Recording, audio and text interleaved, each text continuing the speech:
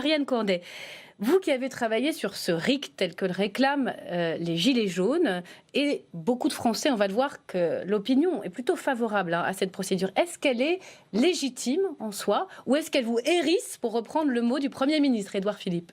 Non, c'est parfaitement légitime que de vouloir étendre le référendum à une initiative citoyenne. Et d'ailleurs, dans nos manuels de droit constitutionnel, enfin au moins dans les miens, il y a 30 ans que j'ai écrit que c'est une bonne chose. Les Suisses et bien d'autres pays pratiquent ce type de référendum et c'est une très bonne chose. Avec l'aspect révocatoire également? Alors, l'aspect révocatoire, ça c'est un petit peu de côté. On va y revenir dans le détail. C'est rare, c'est employé au niveau local, par exemple au Japon ou aux États-Unis, mais c'est beaucoup plus rare, beaucoup plus encadré.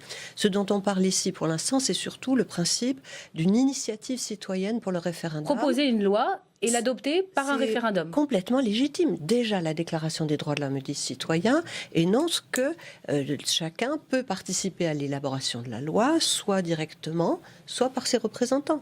Et donc, dès 1789, le principe est acquis. En 1793, il y a une possibilité de faire adopter la loi par le peuple, puisque les parlementaires proposent une loi et ensuite le peuple est libre de la remettre en cause ou pas.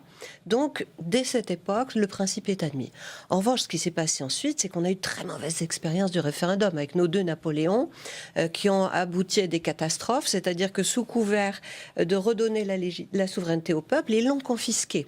Et ça a abouti à des telles catastrophes que le référendum, qu'on a désormais appelé plébiscite, a laissé de très mauvais souvenirs. Et c'est pourquoi aujourd'hui, on est nombreux à trouver que c'est une bonne idée, mais qu'il faut la prendre avec prudence. Et l'encadrer un peu plus. Voilà. Pour terminer ce tour de table, je voudrais vous montrer ce sondage IFOP daté du 6 février pour Valeurs actuelles. Alors, il faut se méfier des sondages, mais quand même, là, on a posé des questions précises aux Français.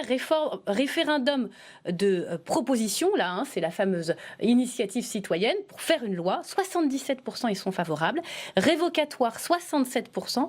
Et abrogatoire, là, il s'agit de pouvoir, au fond, supprimer une loi qui a été adoptée par le Parlement, 72%.